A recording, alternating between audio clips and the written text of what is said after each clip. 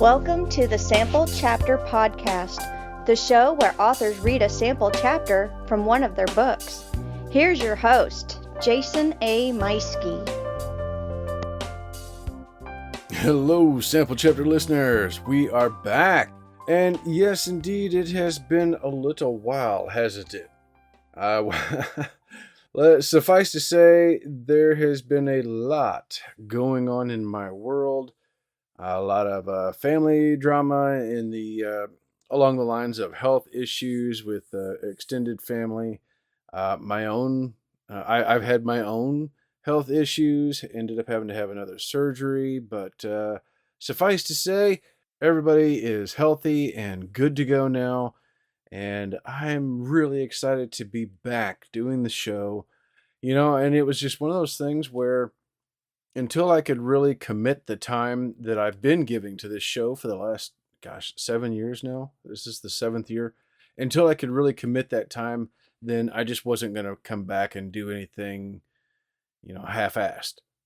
So, but I'm back now. We've got a really great guest this week with Abigail Morrison. She is going to be introducing us to her debut novel, The Oakney's Eye.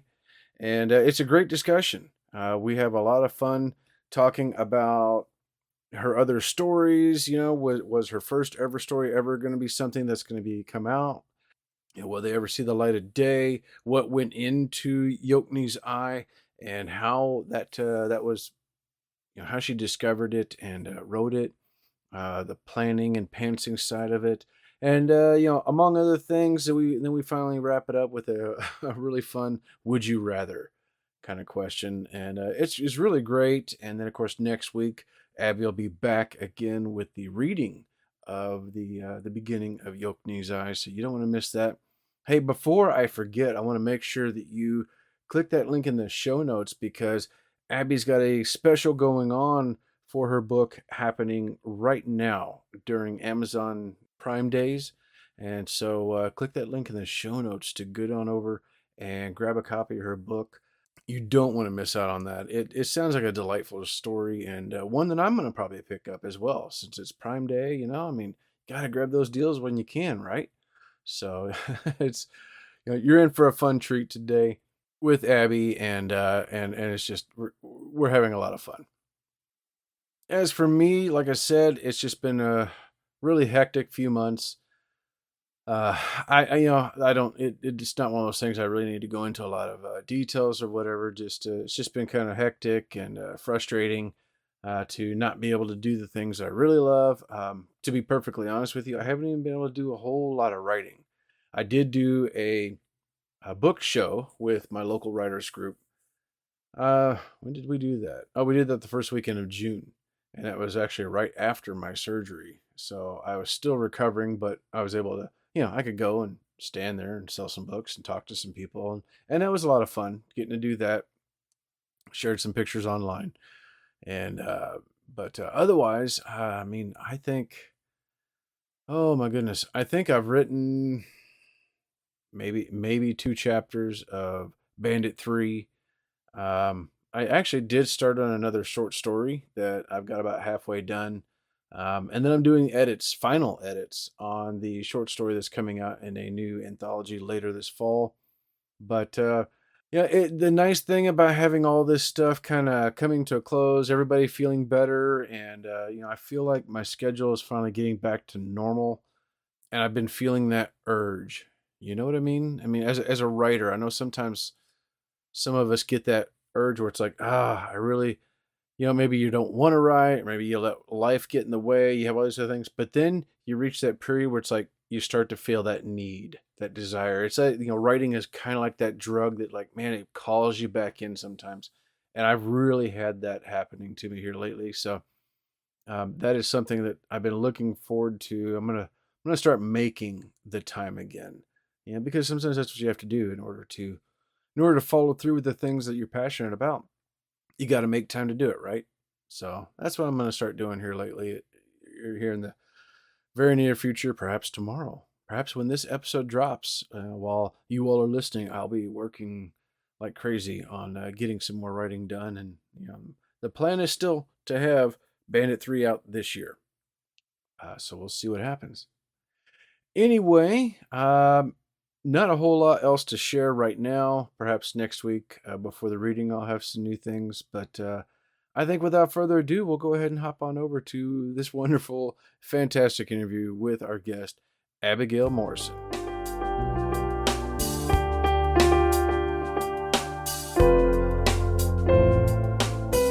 Hey, everybody, welcome back to the Sample Chapter Podcast. It's been a while, but I am so excited because I have a very awesome guest author with us today. Joining the show is Abigail Morrison. Abigail Morrison is a Wisconsin based genre and young adult author with over a decade of writing experience. She loves genre fusing stories that feature grace and redemption, ask questions without necessarily answering them, and point towards possibility. When not writing, she loves dancing, reading, and all things nerdy, and throughout all the indispensable enjoyment of tea. You can find Abigail's home on the web at amorrisonbooks.com, but she is here with us today to discuss writing and her book, her debut novel, Yokne's Eye. Abigail, thank you so much for joining me and welcome to the show. Thanks for having me. I'm so excited to be here. I am excited too, and oh my gosh, what a journey it's been to get this together, to get this to happen. And we were discussing before the show. I think it's been a good 6 months at least 6 months since we've been first talking about doing this.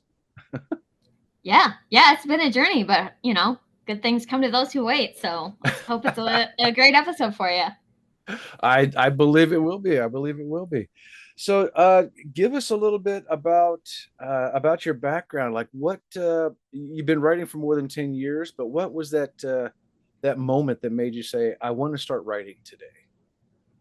Sure. Yeah, I think my writer origin story starts in like third grade. I remember getting some feedback from a teacher that was really positive on a short story, and I just, being an attention hound, was like, yes, please pour it down on me. This is perfect.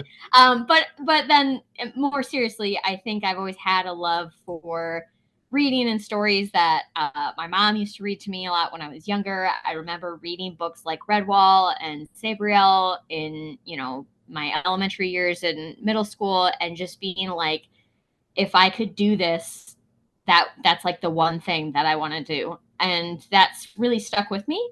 It took me a really long time from that point, obviously, to now having a book out.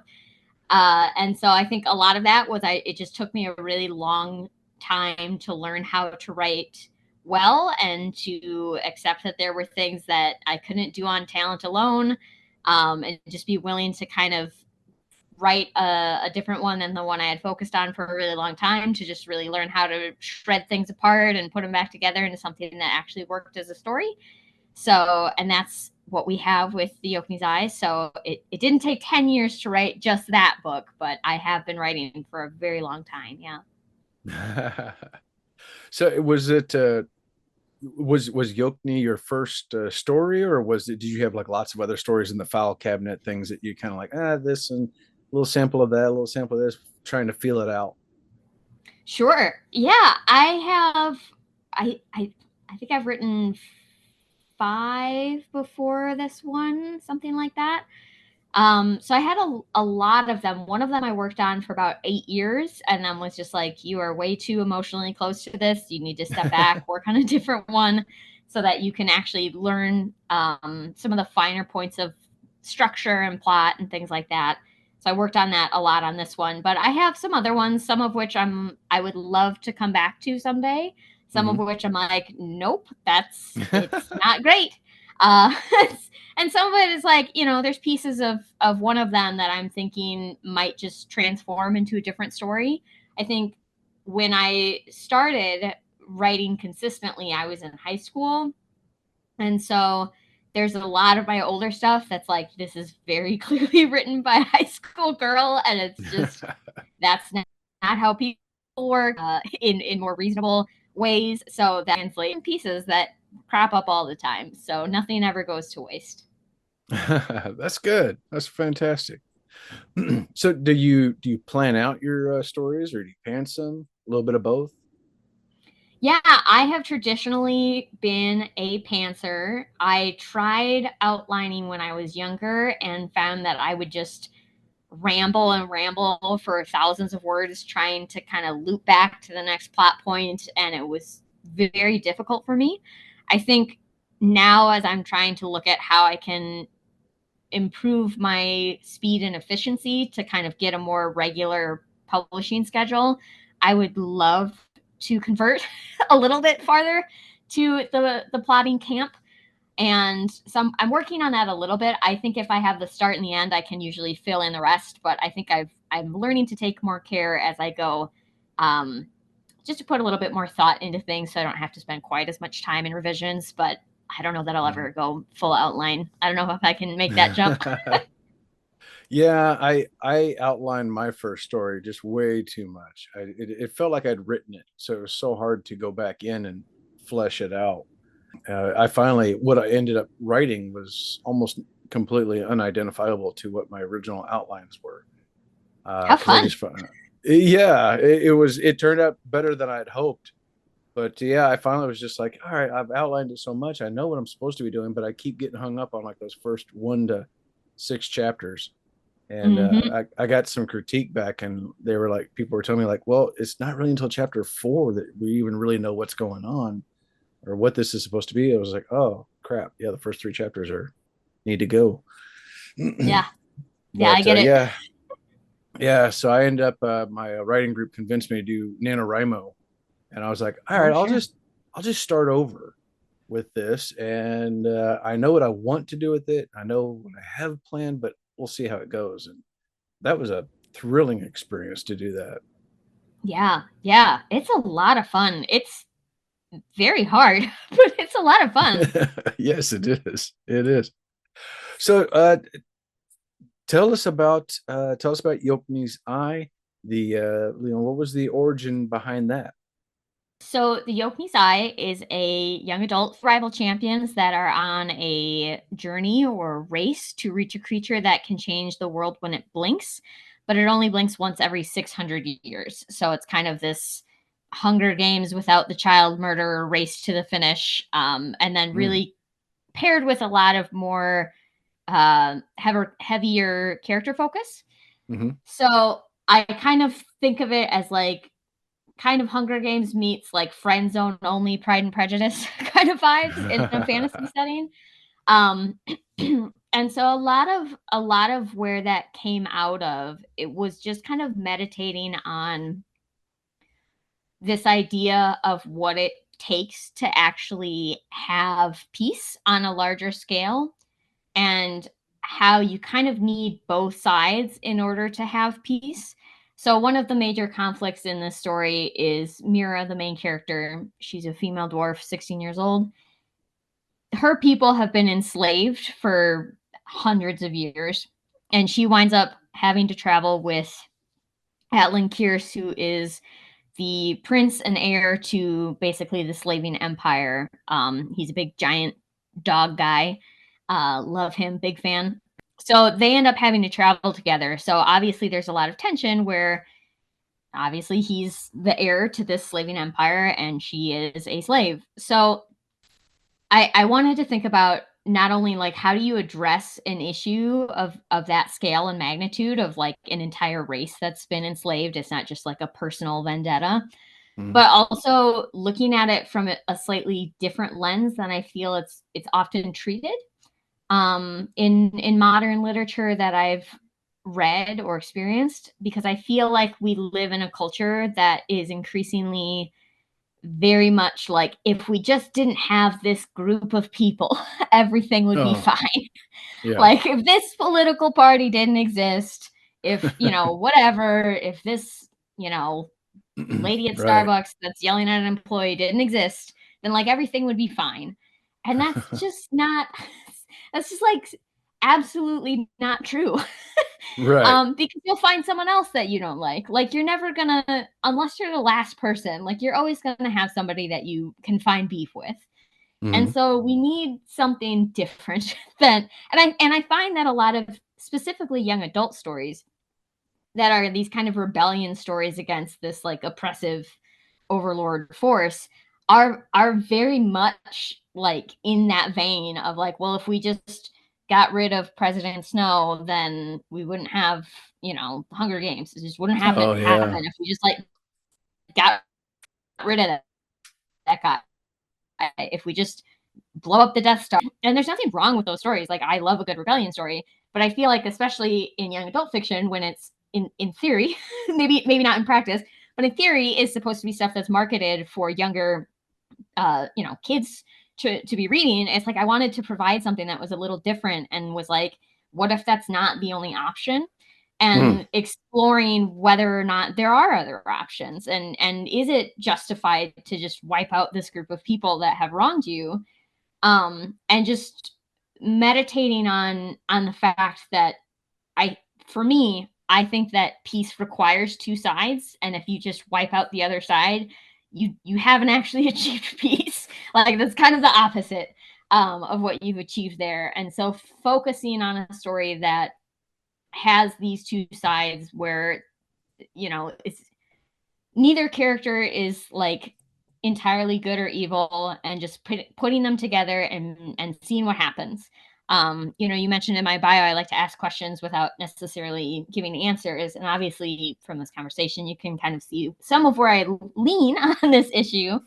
Um, but I did try to approach it in a way that was not like super preachy or too cut and dried, black and white.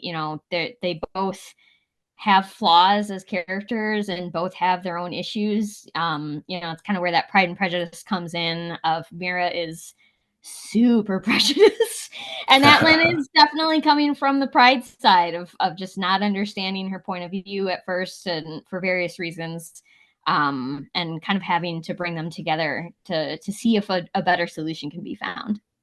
Yeah, that's pretty cool then. Yeah, I love that. And I love what you said about the peace requires two sides.